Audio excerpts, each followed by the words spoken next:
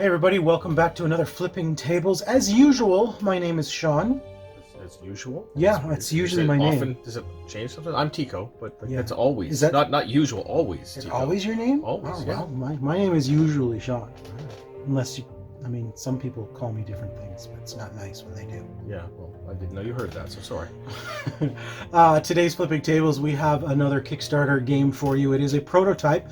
I don't have a full box for you to show, but it's called Dino Dodge, and you are taking on the role of a dinosaur trying to survive essentially the end of the world. There's a meteor Big storm. Bang. It's the Big Bang. That's The world's already created. It's not the Big Bang. No, that's not the It's dinosaur. the Ice Age. And when all the meteors hit the Earth and plunge the Earth into total darkness, and we have the Ice Age, and they all die. Did they? You're trying to be the only dinosaur to survive. For the last. These are the components. We have 5 player tokens for 5 different dinosaurs. Each of them have their own cute little names. We got Ruby, Yara, Bruno, Phoebe, and George. And we have meteors that are going to go boom and turn the land into lava. We have player cards. Action cards that take on multiple meanings. You can either do the action to move you and bump another dinosaur around, or you can use the symbol if you're on a land of that same symbol to do that action. And there's several different actions. There's 4 different actions you can take there as well. We'll get into that in a moment. And then we have the land cards. And this is all going to be set up. So let's take a moment. We're going to get this board set up, and we'll be right back. And so this is the setup of the game. We've got land cards around in a circle, each on their regular land mass. If they get hit by a meteor, they're going to flip over to their lava side, and then they're dangerous. You don't want to end your turn there. Can't end your turn. You can't end your turn there. You want to be the last dinosaur surviving on Earth, and you place your characters wherever you want. There's up to 5 players, 2 to 5 players. And from there, you're going to have a starting player. Going to take this token, and we're going to play. Who's the starting player, Sean? It is the youngest person. No, that's not what it is. That's. I believe they said it's the most prehistoric. The most prehistoric. The closest to the time of dinosaurs. So Sean's going first, obviously. So we each start with 5 cards, and so again, the symbols. As you can see on each land symbol. Each land, there's a different symbol, and each of the symbols mean different things. So I'm going to start my turn by pulling a meteor and placing it anywhere on the board above one of the lands. And there's either going to be a 1 and 2, or a 1, 2, and 3, and then there's the boom. And it is going to start at the highest number, and every round it's going to turn, and when it gets to the boom phase, it basically hits the Earth. Yeah. So I'm just going to, for the sake of it, I'm going to put it over here. All right. Nope, I'll put it on. I'm going to put it right No, by we you, just- Tico. Right by you. That's mean.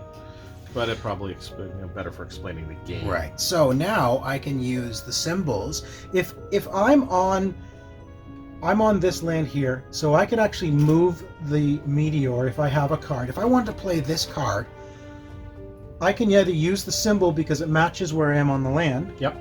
And I can move the meteor. So if I had placed it there, I could now move it here. Yep. If that's what I want to do. Oh, sorry about that. Or I can use the action to move and bump. Other similar actions, I can move the enemy. So again, if I had played this here, I could move Tico over to where Now, it is. In order to play the move enemy, though, you would need to use 2 of those cards because they are not matching the land that you're on. I'm not using that symbol. Right, sorry. Yeah. So I can either do the action on the card or the symbol if it matches where I am. If I have 2 cards of the same symbol, I could then do that action. Okay, and that action is to rotate the meteor down to the boom side. So there's many different things you can do with your cards. If you have 2 cards that match color, I can do the Dino action. In this case for Ruby, I can move myself, then one movement, and then I can move all enemies within 2 of me 1 more movement as well in the same direction. That's my Dino power. Yara also has a Dino power to move herself 1, and anyone now adjacent to her will move 2. in that same direction. And so play basically goes around like that. If I'm going to move, let's just say I'm going to play this. And you must play one. You must play at least one action. But you can play as many as you'd like. Yes. So I'm just going to move myself one, and then I'm going to, that's it. I'm going to finish it. Now we move into the end phase. Yep. All meteors rotate one. In this case, it's going to go boom. You are under a meteor, so you get to draw an extra card unless you have 5 in your hand. You can only have 5 cards in your hand, so don't cheat. Yeah, well, you said draw cards. Now you must escape the boom phase. So Right. you have to play a card in order to escape any meteors that are going to go So boom. I have to move either myself or use one of the actions in order to do something to get myself out of the way. Right, so can you do that? Well, of course I can. Let's see. Well, I'm just going to play a regular move you, Sure. and I'm going to do that to come this direction. All right, and so now the meteor goes boom, and the land flips over, and it is now in lava, and we get rid of that card. Now play moves back to you, and you start the round by choosing another meteor and placing it somewhere on the board. Where would I like to put this? I wonder. And so now play essentially continues around like that, playing cards, drawing cards when you can. If you have no cards left in your hand, you're going to draw back up to 5. If you are under a meteor, you can choose to draw one. You rotate the meteor after every round, and you have to basically be, by the time all the cards are rotated, you want to hopefully be on the only land that's still active. And so it would be the safe one. That would indicate this one can never have a meteor go over it because it's the last one. And hopefully you are on that land when it's the end of the game. If you're the last one standing. So at the end of my turn, I was on the lava, for example. I'm immediately eliminated because I could not get off. And so Tico wins the game. Which he usually does. Yeah, you usually do. So yeah, you're going to want to either move yourself and bump to put your opponent too far away, make them waste and use their cards up so they can't get back to that safe spot. Yeah, there's a little bit of strategy, but it's overall it's a very simple game to play. Yeah, like, it's a simple game once you get used to the iconography. Yeah. It's a pretty simple, easy game to go through. Yeah, really understanding what each of these symbols means is all it takes. Like there's 4 symbols, and to understand what those 4 symbols are is really all it takes to remember that. The round is a very simple round.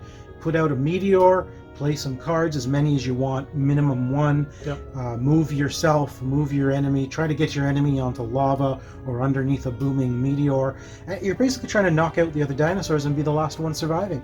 It was a fun game. It was a very simple, I think, very good family game.